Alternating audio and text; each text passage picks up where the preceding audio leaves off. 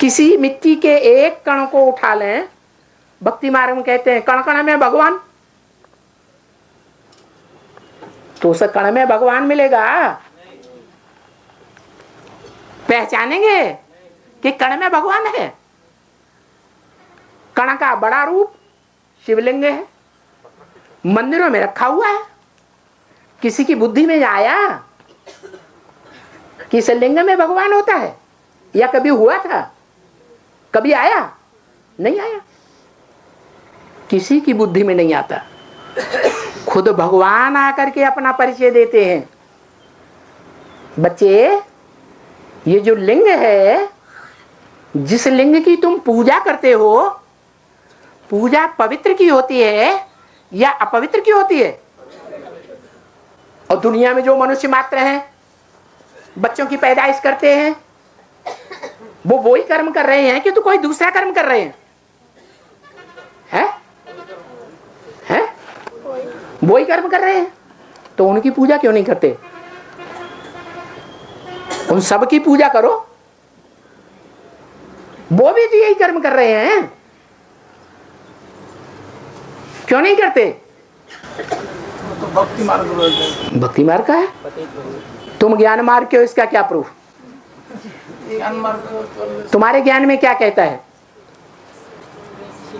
तुम्हारे ज्ञान में क्या कहता है कि वो लिंग क्या कर रहा है? एक शिव बाबा, दूसरा नाग। हाँ, एक शिव बाबा, दूसरा नाग। कहाँ है? ऊपर है, नीचे है? साकार में है। कौन? शिव बाबा साकार में है, माने लिंग को शिव बाबा कहते हैं भक्ति मार्ग में, इसीलिए। हाँ, उस पत्थर के लिंग में शिव बाबा है। हाँ, अरे धड़ाके से बोलो। है? अरे रे बीच में से बाबा क्या पड़े, नहीं रुका जाता। हाँ, निराकार रूप आया, साकार रूप। हाँ, जो लिंग है वो यादगार है साकार की। जो साकार, जिसमें वो सूक्ष्म ज्योति बिंदु प्रवेश करता है, जिसकी पक्की पक्की यादगार द्वापर के आदि में सतो प्रधान युग में बनती है। सोमनाथ मंदिर, जिसमें लाल पत्थर के बीच में हीरा जड़ा हुआ था, वो लाल लिंगाकार पत्थर जो है वो साकार शरीर की यादगार है। ऐसा साकार शरीर जो नाक, आंख, कान, कर्मेंद्रियों को भूला हुआ है, कर्मेंद्रियों को भूला हुआ है या कर्मेंद्रियों को याद करता है? अरे शरीर को ही भूला हुआ है, अपने शरीर को, अपनी कर्मेंद्रियों को, जिन कर्मेंद्रियों से 63 जन्म सुख भोगा है। अरे 63 जन्म तो छोड़ो, 84 जन्म सुख भोगा है। राधा कृष्ण ज्ञानेंद्रियों से सुख भोगते हैं कि नहीं?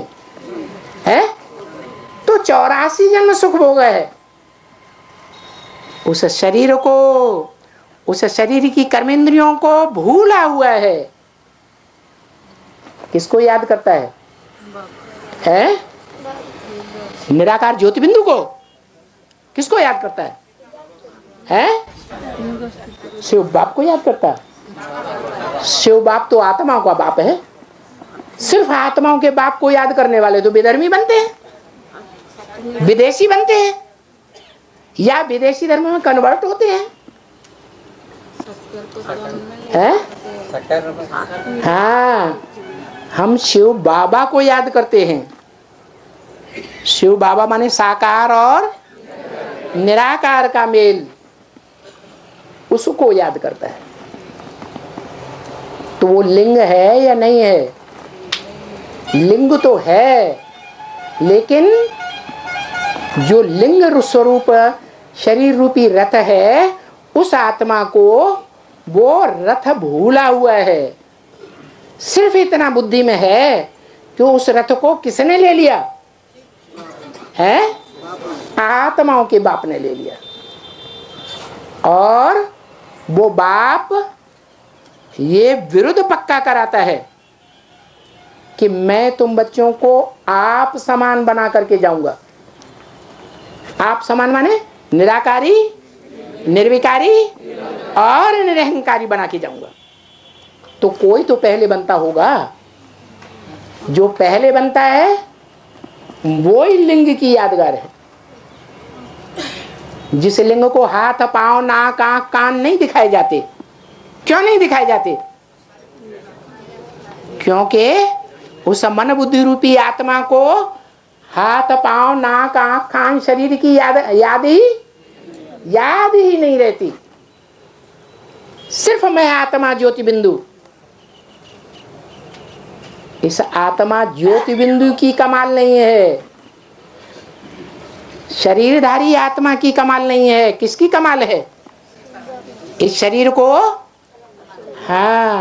धारण करने वाला, इस शरीर के साथ रहने वाला, इस शरीर रूपी रथ के साथ रहने वाला जो सारथी भगवान है, उसको याद करता है।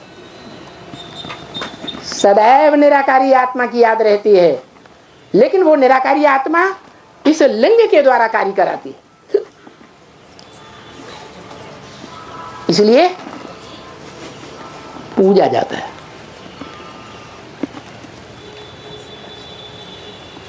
मेरा लिंग ही पूजा जाता है और इंद्रियां नहीं पूजी जाती। और इंद्रियां देवताओं की पूजी जाती हैं, लेकिन मेरा लिंग ही पूजा जाता है। कारण है?